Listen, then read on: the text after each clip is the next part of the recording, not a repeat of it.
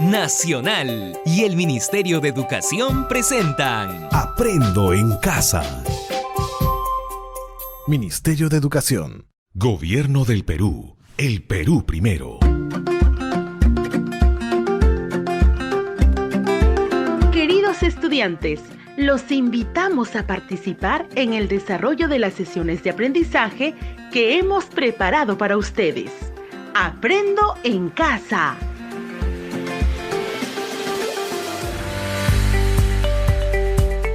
Buenos días a todas y todos los estudiantes de tercero y cuarto año secundaria que están atentos a la radio. Bienvenidos a su programa Aprendo Ciencia y Tecnología en Casa. Soy Wilfredo Palomino Noa y junto a Rocío Solano Mendoza les acompañaremos el día de hoy. Este es el último programa del mes de junio, en los que estamos buscando comprender que los cambios que ocurren a tu cuerpo y a nuestras emociones se debe al funcionamiento del sistema neuroendocrino. Buenos días, Rocío, tu saludo. Buenos días a todas y todos. Igual para mí es un gusto de compartir este espacio radial. En este programa tendremos que organizar las tareas que vinimos realizando en los 3 programas anteriores y tendremos como reto argumentar en un artículo que los cambios que enfrentan los adolescentes es producto del sistema neuroendocrino y que se manifiesta en cambios físicos y emocionales que influyen en las relaciones familiares. Para que construyas esta explicación, a lo largo del programa revisaremos los productos de los 3 programas anteriores, de tal manera que sea un insumo para elaborar el folleto que construiremos con las demás áreas y que más adelante podrás compartirlo con tus compañeros, compañeras, tu profesor o profesora por los medios que tengas disponibles. Pero te estarás preguntando, ¿qué debo hacer para responder al reto del programa de hoy? Haremos 4 cuadros en los que iremos registrando información acerca de lo que debemos hacer paso a paso. En el primer cuadro registraremos las ideas que te presentamos en el primer programa y en ese responderás a la pregunta ¿qué es un adolescente y qué cambios se presenta? En el segundo cuadro utilizaremos información científica que te ofrecimos en el segundo programa, que describe las partes del sistema endocrino que es responsable de la fabricación de hormonas y que generan cambios en la adolescencia. Ahora, en el tercer cuadro podrás hacer alguna clasificación acerca de las etapas de la adolescencia, los tipos de hormonas, los órganos involucrados, así como las emociones que presentan los adolescentes como resultado de esos cambios hormonales. Y finalmente, en el cuarto cuadro, y con base en la información de los cuadros anteriores, tendrás que escribir en un máximo de 3 carillas de tu cuaderno qué es la adolescencia, que describas cómo el sistema neuroendocrino influye en los cambios y cómo se manifiesta esos cambios en tu cuerpo y en tu forma de ser. Te repito, entonces, en el cuarto cuadro, la tarea es la siguiente. Con base en la información organizada en los 3 cuadros anteriores, escribirás en un máximo de 3 carillas de tu cuaderno qué es la adolescencia y describirás también cómo el sistema neuroendocrino influye en esos cambios y cómo todo se manifiesta en los cambios que se dan en tu cuerpo y tu forma de ser. Les recordamos que este es el programa de radio del Ministerio de Educación para estudiantes de tercer y cuarto grado de secundaria Aprendo en Casa.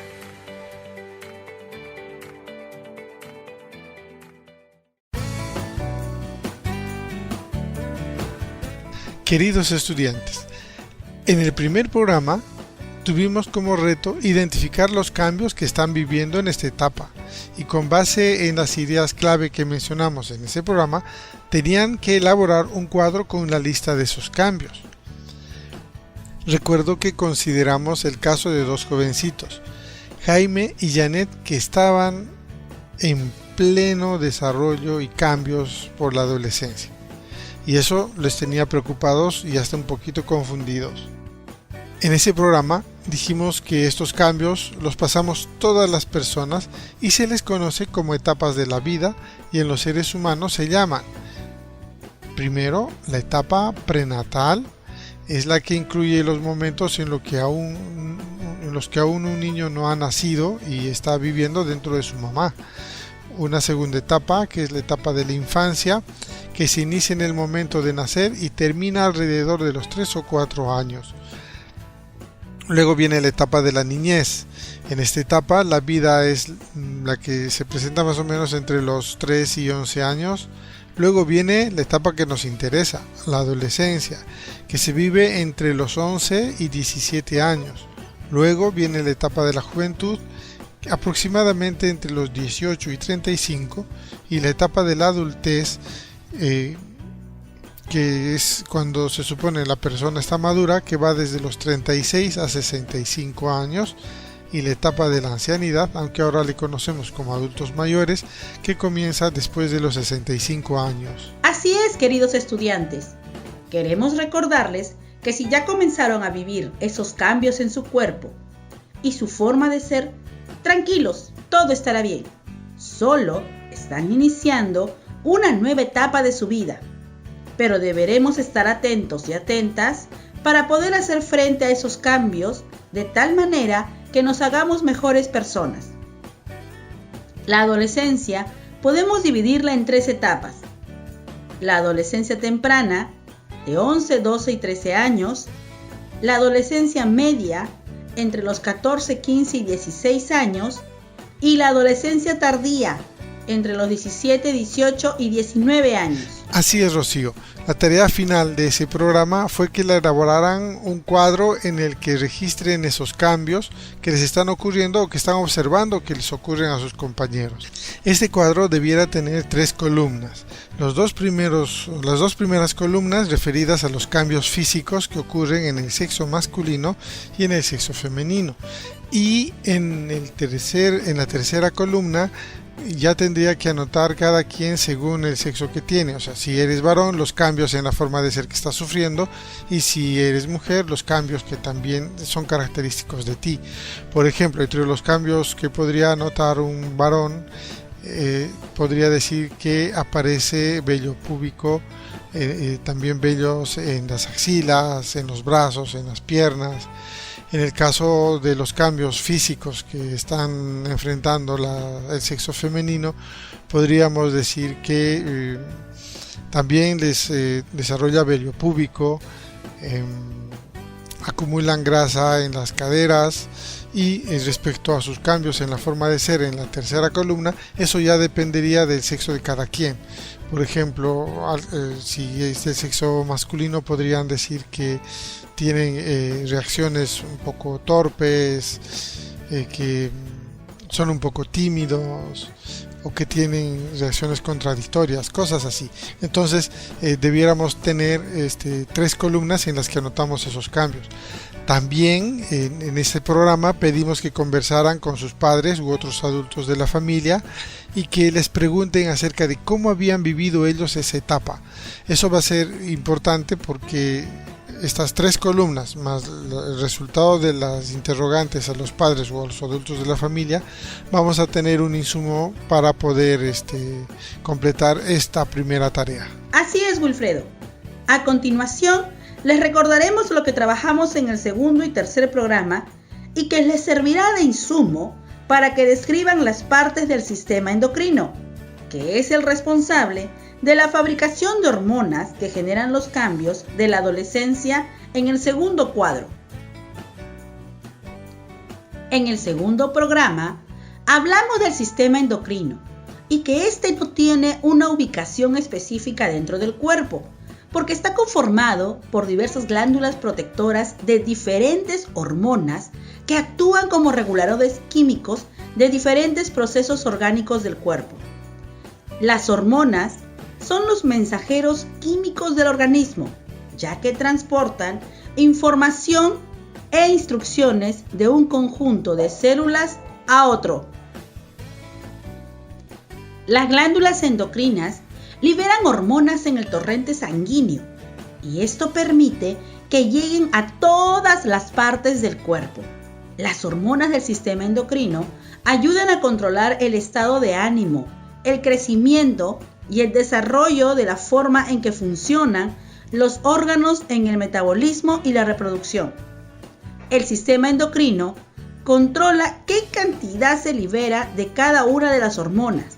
Una cantidad excesiva o demasiado reducida de cualquier hormona puede ser perjudicial para el cuerpo. Queridos estudiantes, en ese programa dijimos que las glándulas que componen el sistema endocrino son las siguientes: el hipotálamo, la hipófisis, la glándula tiroidea, las glándulas paratiroideas, las glándulas suprarrenales, la glándula pineal, los ovarios y los testículos. El páncreas también forma parte del sistema endocrino, pero también pertenece al sistema digestivo.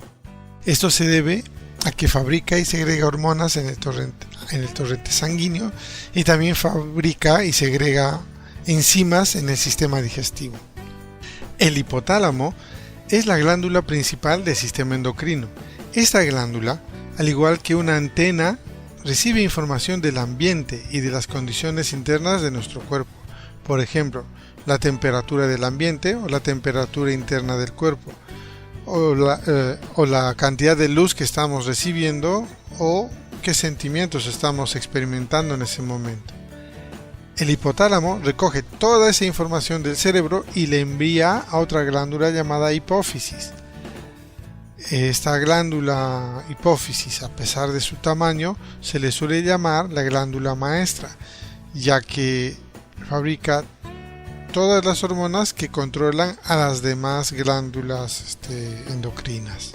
Para que tengas más información sobre el sistema endocrino, te recomendamos que revises los apuntes que has ido tomando y que te apoyes en algún libro que hable acerca del sistema endocrino. Del sistema endocrino, también dijimos que si produce una cantidad excesiva o insuficiente de cualquier hormona, puede ser perjudicial para el cuerpo.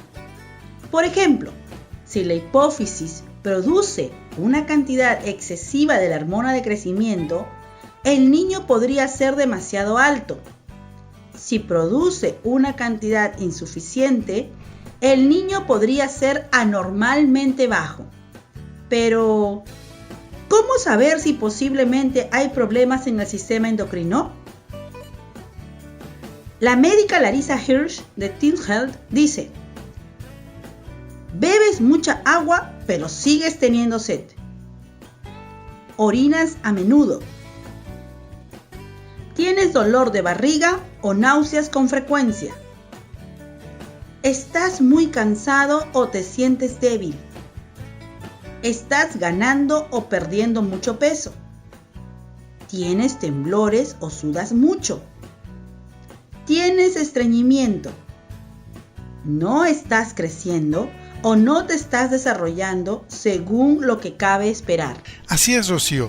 Otra cosa que comentamos en este programa es que para ayudar a mantener sano el sistema endocrino, todas las personas tendrían que hacer ejercicio físico, llevar una dieta balanceada, a asistir a sus revisiones médicas, y si los jóvenes se dan cuenta que no están creciendo o que algo sienten que no están dando bien, que visiten a su médico, de tal manera que puedan diagnosticar con base en información científica si es que eventualmente tienen problemas endocrinos o si algún otro problema está impidiendo su desarrollo normal. Así que es importante visitar al médico. En el tercer programa hablamos acerca de cómo las emociones se deben a la presencia de ciertas hormonas o neurotransmisores. Un neurotransmisor es una biomolécula que transmite información de una neurona, que es un tipo de célula del sistema nervioso, a otra neurona consecutiva, unidas mediante una sinapsis. Cuando se libera un neurotransmisor, este va solo hacia un tipo de célula, las neuronas, que se envían la información mediante sinapsis, mientras que las hormonas se comunican con los órganos. El órgano dependerá del tipo de hormona que sea liberada, dando igual la distancia donde se encuentren, viajando por el torrente sanguíneo. La hormona es liberada por una glándula endocrina al torrente circulatorio, mientras que el neurotransmisor es liberado por las neuronas en el espacio sináptico que existe entre neurona y neurona. Dijimos también que algunas hormonas también actúan como neurotransmisores, como es el caso de la noradrenalina o norepinefrina, que interviene en la emoción de la tristeza y es secretada tanto por las neuronas como por las glándulas suprarrenales. Otras no actúan como neurotransmisores, sino como precursoras de ellos. Cabe destacar que la hormona tiene un tiempo más largo de acción y por lo tanto el tiempo de efecto de una hormona es mucho más prolongado que el de un neurotransmisor. Hablamos también de la felicidad, que es un estado de ánimo en el que la persona se siente plenamente satisfecha por gozar de lo que desea o por disfrutar de algo bueno. Esta emoción está fuertemente ligada a la segregación de endorfinas, también conocidas como hormonas de la felicidad. Segregar endorfinas nos hace sentir mejor, nos relaja. Así es, Wilfredo. También nos ocupamos de la alegría, que es producida gracias a las endorfinas y la dopamina. La dopamina se encuentra mayormente en el sistema nervioso autónomo, quien se encarga de la regulación de las funciones viscerales involuntarias del organismo, por ejemplo, los latidos del corazón. La dopamina es liberada cuando se logran metas en la vida, se comparte con los amigos, cuando se tienen satisfacciones o placeres básicos como el comer, el beber, el sexo. También cuando se tienen experiencias exitosas como superar un examen, conseguir un trabajo o empleo, curarse de una enfermedad grave, ir de vacaciones, finalizar con éxitos unos estudios, cobrar algún dinero, etc. Los bajos niveles de dopamina están relacionados con una disminución de nuestra sociabilidad, es decir, cuando nos alejamos de nuestros seres queridos. Además, la dopamina no es solo un neurotransmisor, sino que también es una neurohormona, es decir, que se vierte directamente al espacio sináptico, pero su tiempo de efecto es mucho más prolongado que el de un neurotransmisor normal. Algo que debemos tomar muy en cuenta, por lo que debemos tener mucho cuidado, es que durante el consumo de sustancias que crean dependencia, como la nicotina, el alcohol y las drogas, se produce dopamina y por ello pueden generar dependencia. Ya saben, debemos tener mucho cuidado con el consumo de estas sustancias. La recomendación es: evita su consumo. A continuación, les hablaré de la ira. La ira es una de las emociones más habituales. Incluye sentimientos como el rencor, la rabia, la indiferencia, la envidia y el enfado. A menudo mucha gente se pregunta ¿qué tiene ganas de hacer cuando siente ira? La respuesta es fácil. ¿Quieres gritar, pegar, insultar, etc.? En definitiva, de lo que tenemos ganas de hacer es de agredir. Se dice que los jóvenes son más propensos a utilizar el ataque físico directo. Y por ejemplo, las mujeres son más sutiles y estratégicas y optan por el ataque indirecto. Pero al final, es un ataque que fácilmente puede derivar en violencia. En los lóbulos frontales tiene lugar el control de la ira. Las lesiones en esta área impiden su control, ya que bloquean los mecanismos corticales inhibitorios. Los bajos niveles de serotonina provocan la aparición de la ira y pueden derivar en problemas de agresividad. Este neurotransmisor funciona como inhibidor del enfado, de la temperatura corporal, de la ira y la agresión. Según la Real Academia de la Lengua Española, el miedo es la angustia por un riesgo o daño real o imaginario, y el recelo o aprehensión que alguien tiene de que les pueda suceder algo contrario a lo que desea. El miedo a la muerte, por ejemplo, y al objeto que pueda producirlo, que puede ser una persona, un animal, una catástrofe, son causas primarias. Ahora bien, la manera más frecuente de hacerle frente al miedo es la evasión o la huida de la situación peligrosa que se pueda estar enfrentando. Y si escaparse no fuera posible, el miedo impulsa a las personas a desafiar el peligro. Es decir, las personas reaccionan y se defienden.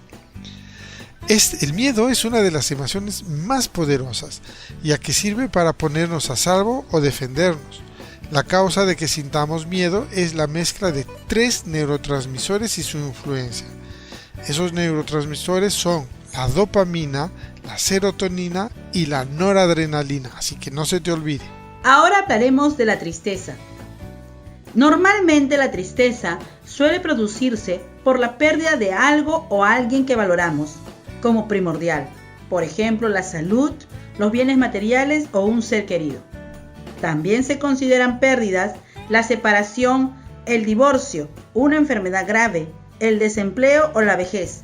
Pero muchos estudios confirman que la tristeza más grande es la muerte de un ser querido. Posiblemente la tristeza más grande de todas es la que se produce cuando una madre o un padre pierden a su hijo. Sufrir esta emoción en nuestro cuerpo provoca un bajón de energía en nuestro organismo, una baja efusividad y una baja propensión en las relaciones sociales. En numerosas ocasiones, la depresión es confundida con la tristeza, pero es necesario saber que están fuertemente unidas. La disminución de los neurotransmisores noradrenalina y serotonina en el cerebro es la responsable de la aparición de la sensación de pena o tristeza. Los niveles bajos de estos dos neurotransmisores producen el efecto de pena y de debilidad mental.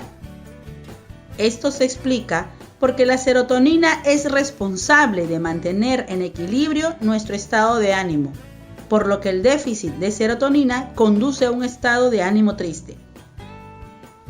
Te recomendamos que busques información respecto a esto de lo que te acabamos de contar en los libros, ya que hay más detalles que seguro podrían interesarte y con todo lo comentado trabajes en el tercer cuadro. Les recomendamos que este es el programa de radio del Ministerio de Educación para estudiantes de tercer y cuarto grado de secundaria Aprendo en Casa.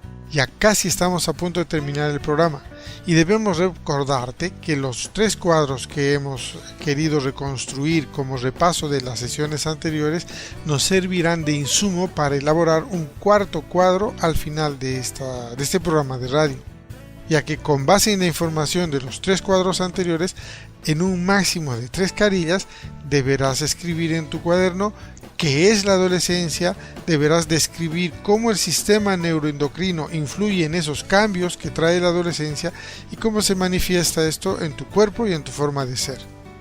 De esta manera elaborarás información que te permita comprender que los factores biológicos característicos del proceso evolutivo que viven todas las personas, ya sean adultas o que estén en pleno proceso de la adolescencia, influyen en las interacciones al interior de la familia. Por eso es importante que esto que vas a producir se utilice en el folleto informativo Conviviendo Feliz con mi Familia.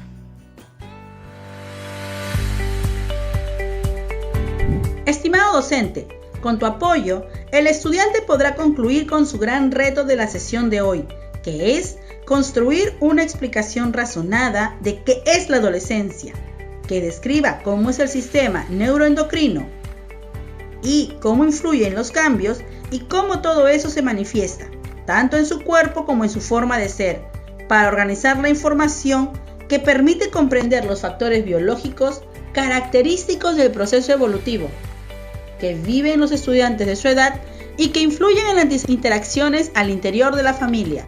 Esto formará parte del folleto que presentarán como resultado del proyecto de este mes. Nos despedimos hasta el siguiente programa en esta misma frecuencia. ¡Hasta la próxima! Nacional y el Ministerio de Educación presentaron Aprendo en casa. Ministerio de Educación. Gobierno del Perú. El Perú primero.